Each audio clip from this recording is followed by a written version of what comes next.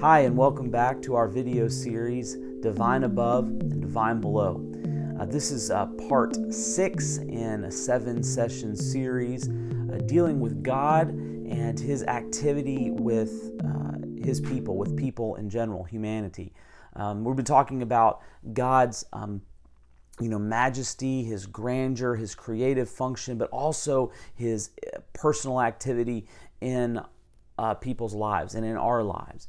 And basically, theologically, we've talked about God's transcendence and His immanence, and we've been doing that in a very kind of interesting way, I think, looking at this through the lens of one particular artist, a guy named Sufjan Stevens, who is a musician, a visual artist based in Brooklyn, but originally from Michigan, self-professed Christian who's done a lot of really interesting work, some very accessible, pop culturally accessible, some of it not so much as we've gone through this series. And if you haven't gone and looked at the rest of the series, I encourage you to do so. It's been kind of a fun experiment for me to kind of look at these sorts of themes in this way. It's very different than what we're typically trained to do as pastors and as Bible teachers, but I think it's been formative for me, at least, to look through the lens of the transcendence and immanence of God, but through a pop cultural icon like Sufjan Stevens and how he engages the world and humanity. Today, we're going to be diving into two of Sufjan Stevens' most popular records, Greetings from Michigan and Illinois, or Come On and Feel the Illinois, which is like how I like to call it, because that's the title that's on the record that I have. But I'm not doing this from my bedroom. This is actually my bed, and this is an interesting place for me because for a long time when I was growing up, it was very difficult for me to identify home.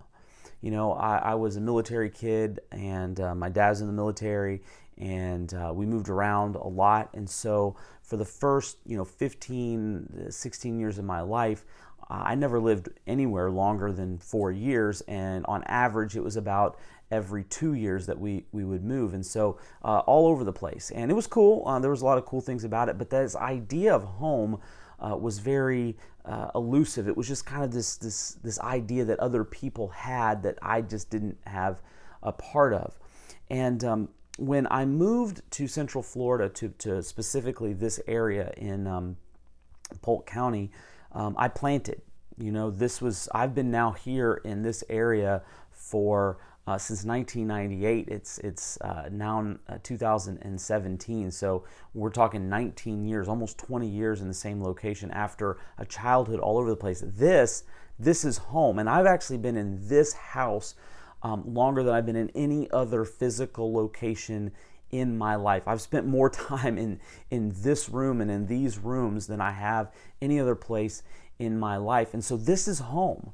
For a long time, I considered Alabama my home because that's where I was born. And even when I moved around, that's kind of where we went back to. That was where my extended family was. And to some extent, I still consider that place home because that was where I began. But in terms of where I feel like I have the most history, this is it, right here. This is where I've raised a family and am still raising a family. And where my wife and I have lived and developed a life and a style of relating to one another, and it's been awesome, and it's been cool to finally take this idea of home out of the theoretical and out of the ideological and into the practical.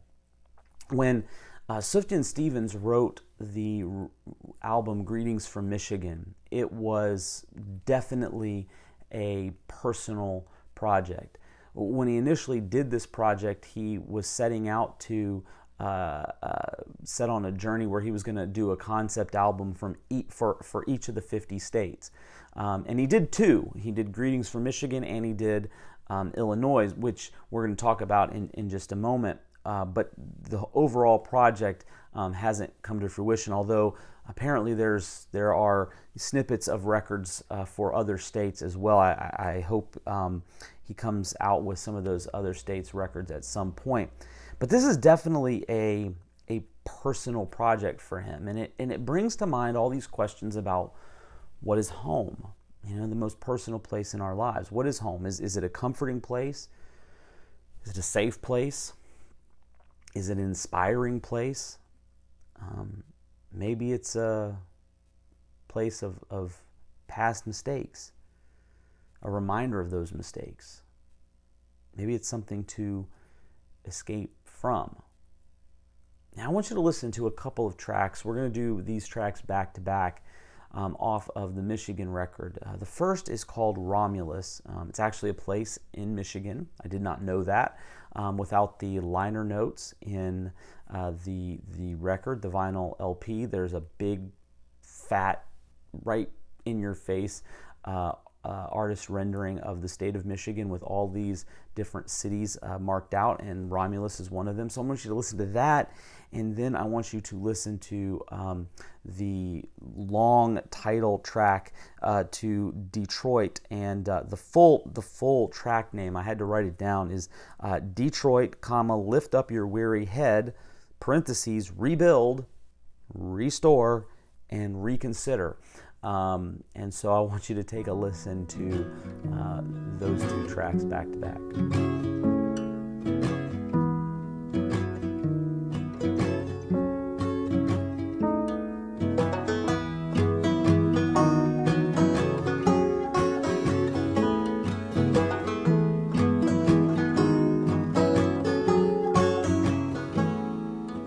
Once when our mother called,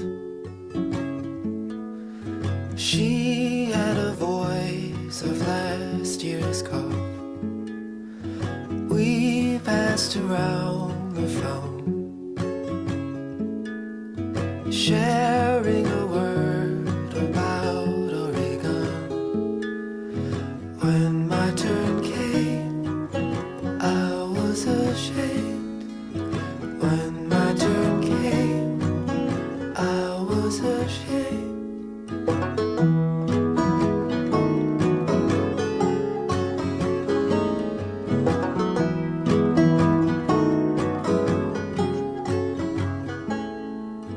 Once when we moved away,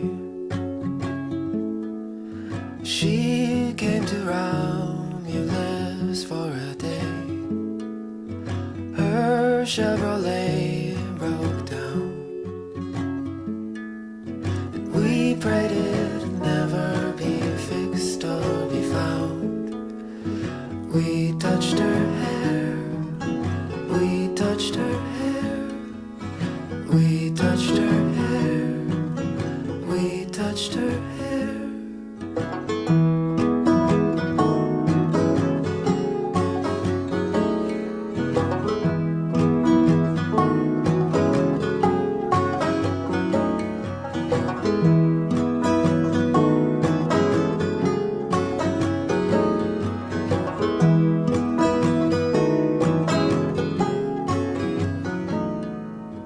When she had her last child, once when she had some boyfriend, some wild, she moved away quite far. Our grandpa bought us a new VCR. We watched it all night. We grew up in spite of it. We watched it all night. We grew up in spite of it.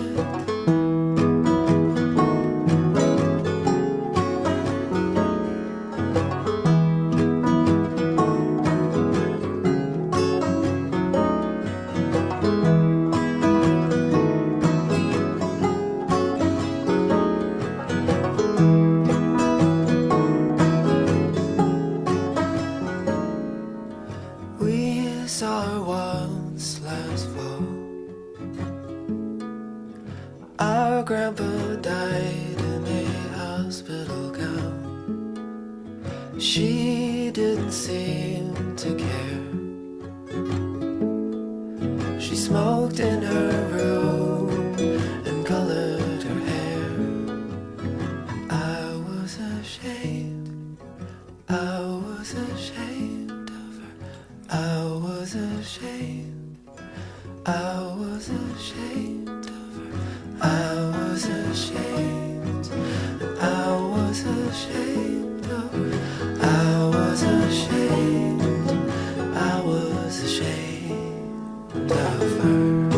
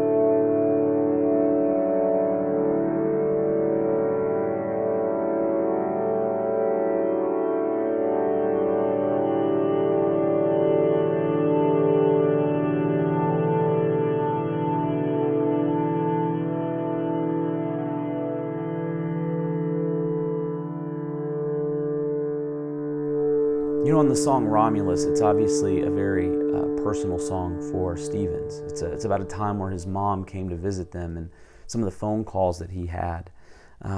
He sings on this track, once when we moved away, she came to Romulus for a day. Her Chevrolet broke down. We prayed it'd never be fixed or be found. We touched her hair, we touched her hair. We touched her hair, we touched her hair.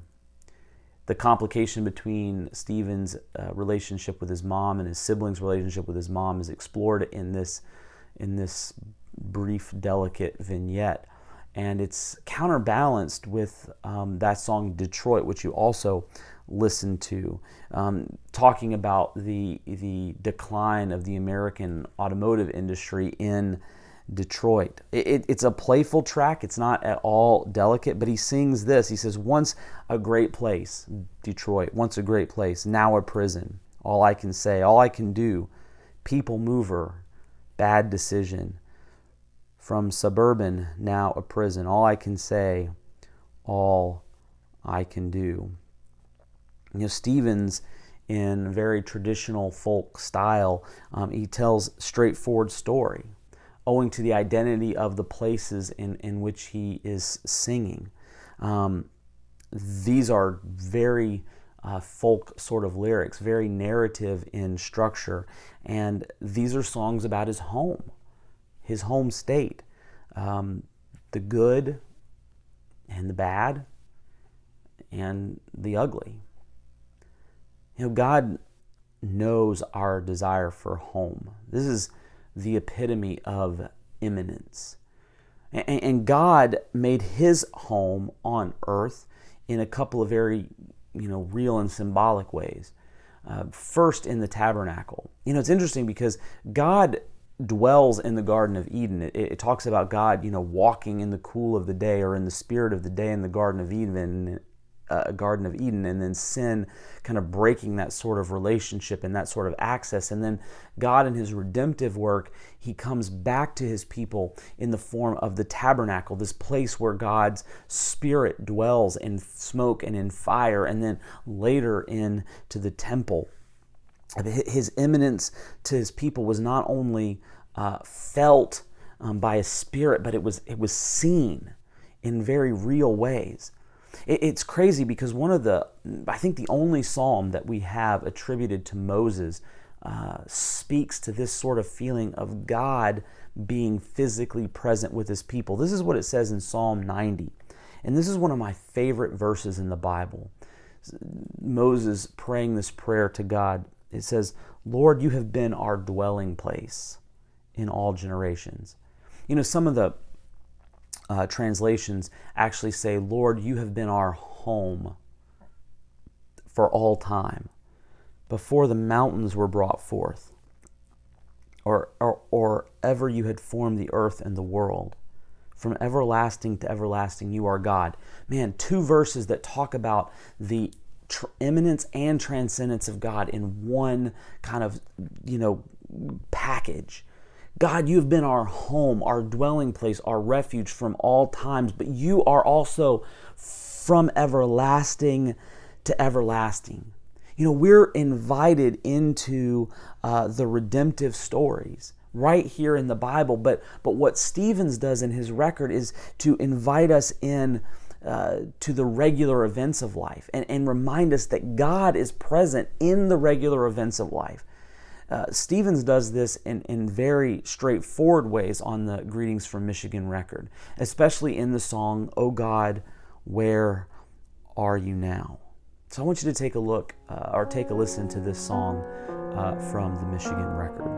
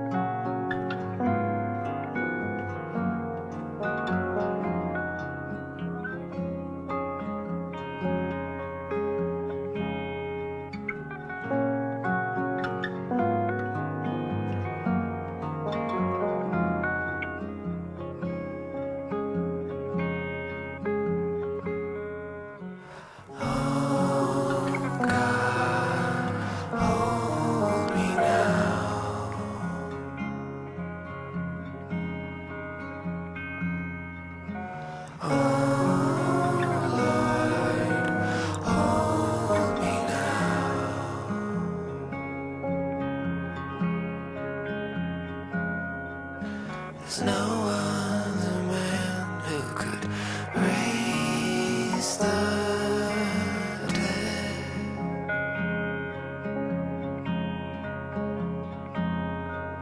So do what you can to anoint my head.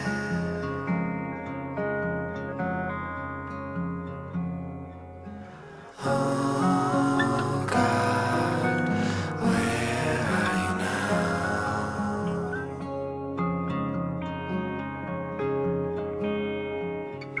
Oh Lord, save somehow.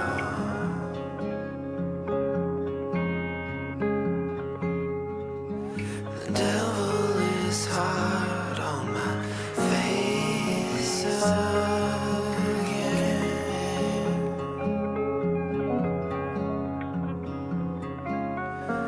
The world is 800 to 1 again.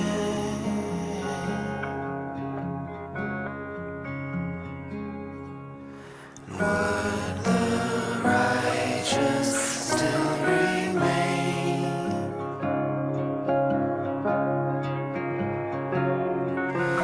Would my body stay the same?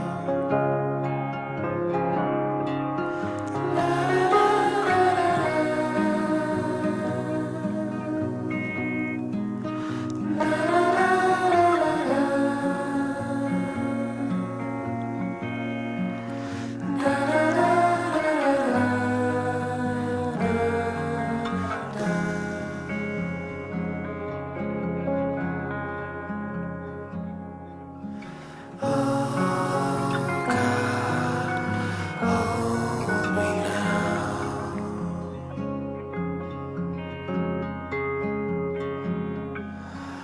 Oh God, touch me now.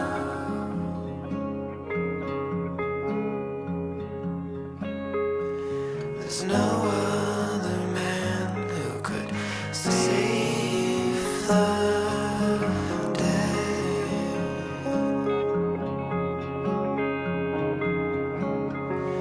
There's no other garden to place our head.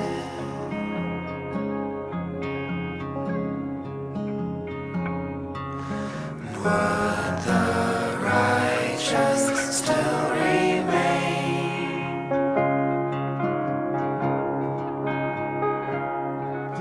And would my body stay the same? La la la la la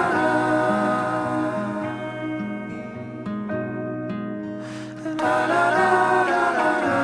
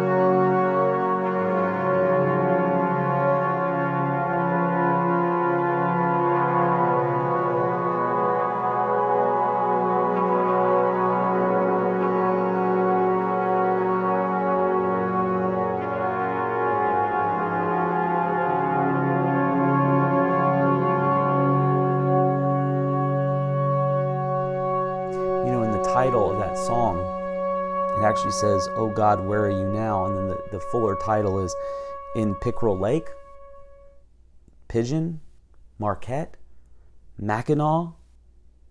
He sings, "Oh God, where are you now? Oh Lord, say somehow, the devil is hard on my face again. The world is 100-to-1 again. Would the righteous still remain? Would my body stay the same? Oh God, hold me now. Oh God, touch me now. There's no other man who could save the dead. There's no other God to place our head." You know, Stevens sings these words, and it's a reminder that the ordinary stories of life touch the divine story of God in very real and very personal ways. I think a lot of times when we read the Bible, we divorce ourselves from the narrative. That's what Bible study is all about. It's studying the history, it's studying the context, it's studying the story. I mean, that's how we're taught to study the Bible. It's not, if it's about us, it's kind of sort of about us, and it's about us through Jesus, and that's all true, but it's even more than that. Simon Chan wrote a book called Spiritual Theology, in which he does a systematic study of the Christian life, and he contrasts our spiritual engagement with God's Word to our intellectual engagement. And this is what he says. He says, "The first concern of Bible study is to explicate the meaning of the text and then apply it to life." That's how a lot of us, read the story of the Bible. But then he says, spiritual reading, on the other hand, is concerned with the Bible as the Word of God that calls us to God. With regard to specific texts, it implicitly asks, how does this particular text tell the Christian story of which I am a part? We're a part of the story of Moses and the Israelites coming out of Exodus. We're a part of the story of Abraham and Isaac. We're a part of the story of Jonah and Job. It's not just there's meaning there. Yeah, there is meaning there, but we are a part of those very Christian stories. Where is God? Is He in your hometown? Is He in your house? These are very intimate, personal questions, but they're also eternal ones, huge ones. We're invited into the story of God because God is already present in our stories. The little stories, the crazy stories, the mundane stories can have divine power. As we shift our look just now to the Second State album, the Illinois album, we see the significance of the little stories and the crazy stories. I want you to listen now to two particular tracks on the Illinois record. The first one is entitled "Concerning the UFO Sighting Near Highland, Illinois." And then the second is "Decatur," or "A Round of Applause for Your Stepmother." I love the titles of the tracks in both the Michigan record and the Illinois record. We're going to talk about even the titles of those in just a moment. But go ahead and take a listen to those two songs.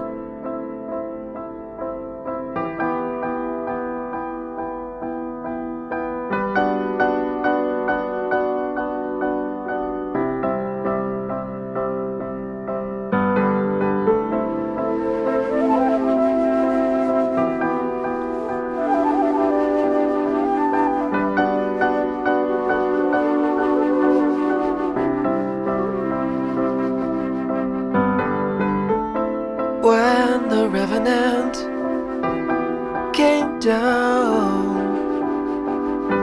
we couldn't imagine what it was. In the spirit of the three stars, the alien thing that took its form.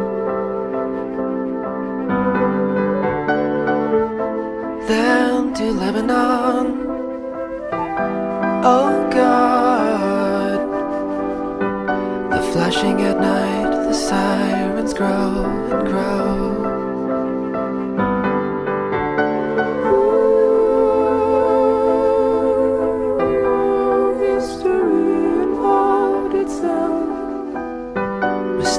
brightest shade that took its far.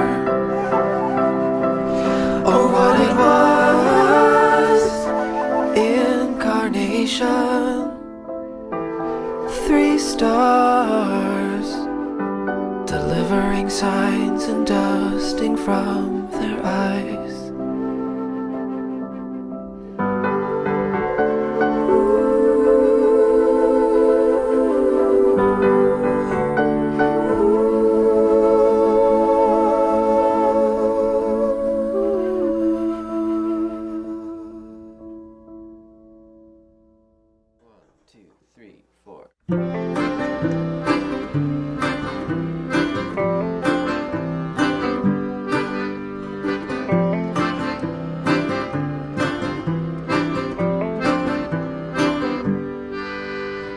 Our stepmom, we did everything to hate her. She took us down to the edge of Decatur. We saw the lion and the kangaroo take her down to the river where they caught a wild alligator.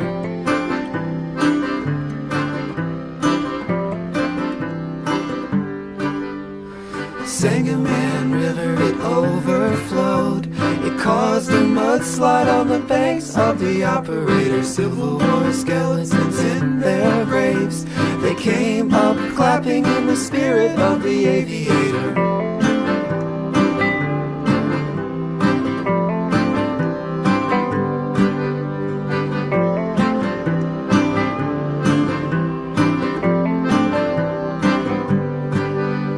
Sound of the engines and the smell of the grain. We go riding on the abolition grain train. Stephen A. Douglas was a great debater, but Abraham Lincoln was the great emancipator.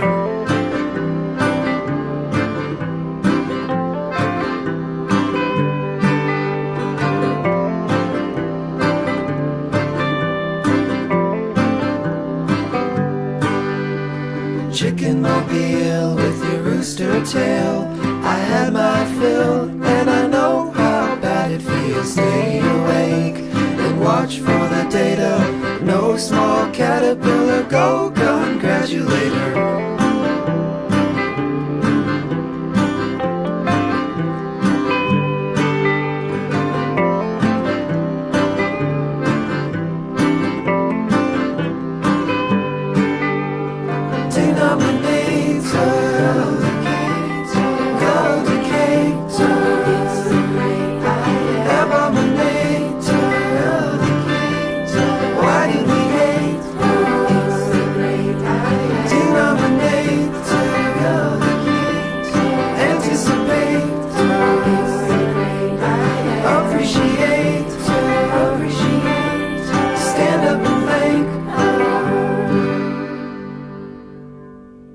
Stand up and thank her. Stand up and thank her. Stand up and thank her. Stand up and thank her.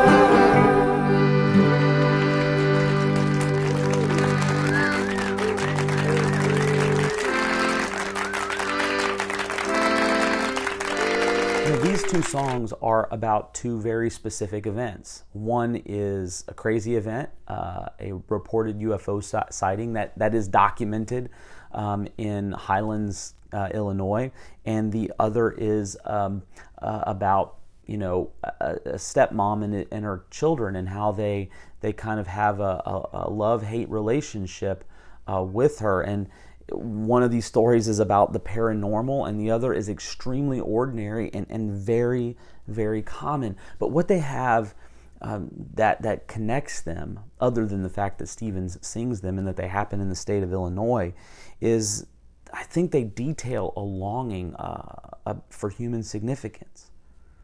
They detail a longing for worth,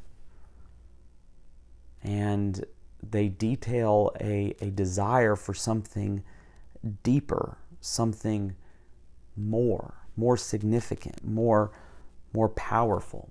Even the titles of the songs in these two states records, that they tend to be very long and drawn out, and some of the shortest musical vignettes have the longest titles, and there are stories built in to even the titles. So even if the song itself isn't very dramatic or very significant in length, the titles typically are, and again, it underscores this idea that every single narrative has value.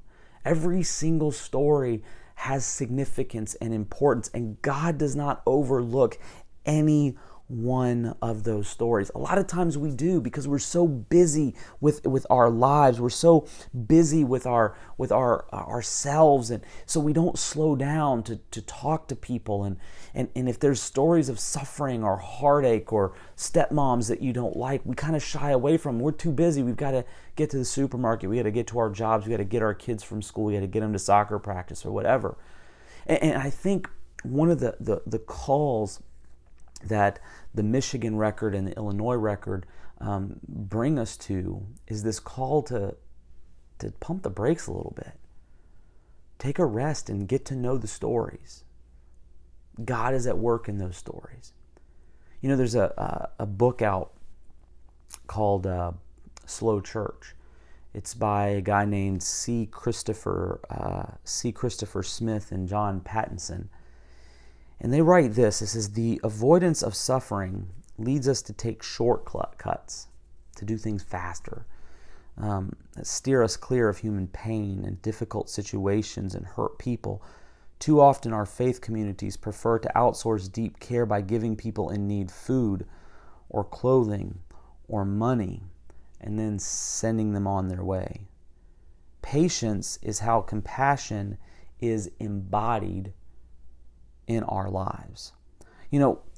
Sufjan Stevens' methodical and detailed look at his home state and the stories in Illinois, they call us to follow suit and enter into the stories of other people and the lives of other people. And he does this in very intimate ways, but then he also kind of blows them up into these grand narratives as well. I want you to take a listen to two other tracks from Illinois. One is called the title track, Come On, Feel the Illinois, and the other is Chicago. And so go ahead and take a listen to these two tracks.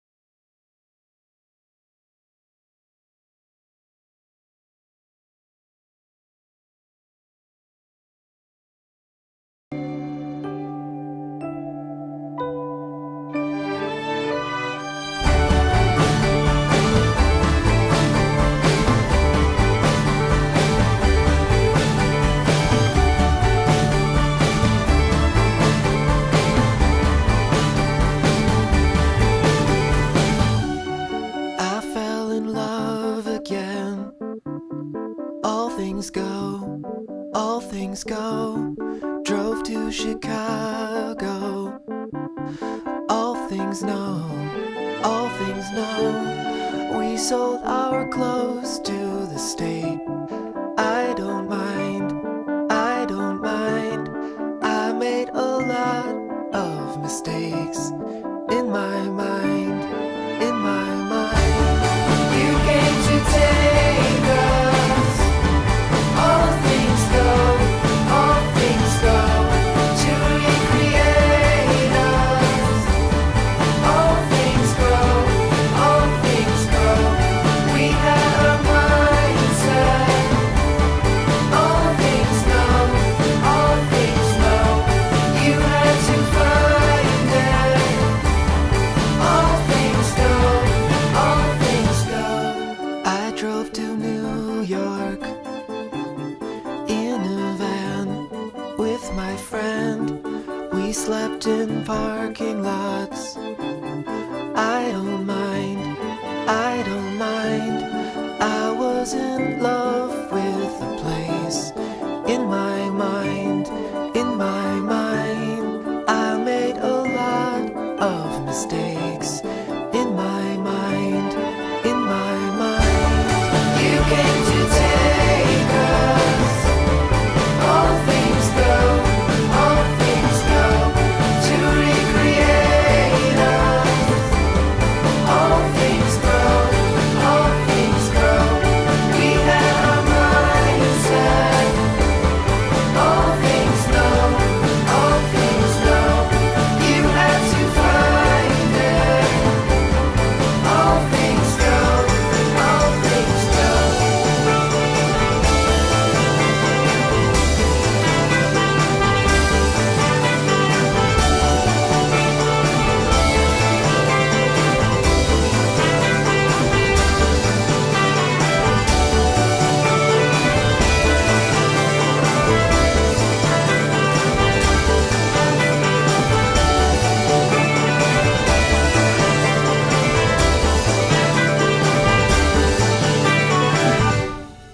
If I was crying in the van with my friend, it was for freedom from myself and from the land. I made a lot of mistakes. I made a lot of mistakes. I made a lot of mistakes. I made a lot of mistakes. You came to take us. All things go, all things go, to recreate us. All things grow, all things grow. We had a mindset. All things know, all things know. You had to find it. All things go, all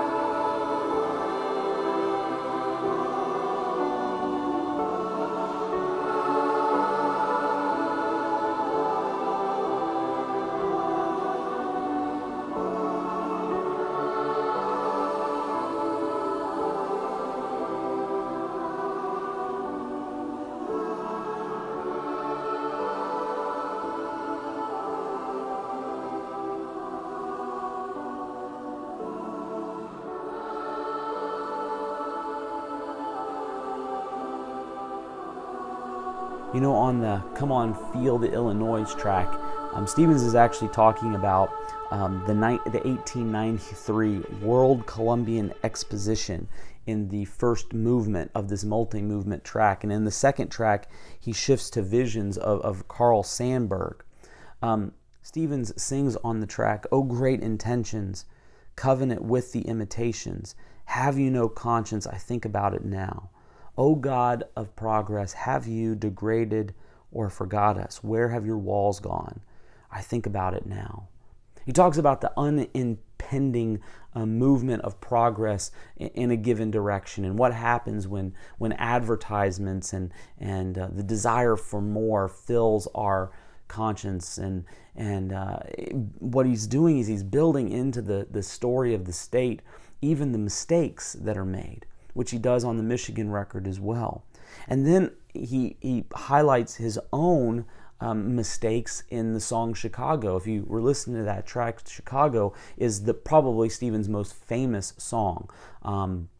It's been referenced in other artists' work, and it's been remade and recut over and over and over again. And Stevens doesn't shy away from his own mistakes, but he looks at Chicago, the city, as this city of inspiration and a city of hope. And yet there's still at the heart these tiny little narratives. Taking a drive to New York in a van with a friend. Maybe it's all in his mind. Maybe it's all just a vision. But he knows that every single moment is significant. I'm always kind of dumbfounded by how God weaves in his eternal story in the small incidents throughout the Bible. I mean, there are grand narratives like cataloging, Moses' leadership in the Exodus, or David's rise to the throne of Israel. But then every once in a while you get these tiny little narratives that seem to mean nothing, but they then at the last moment have huge implications.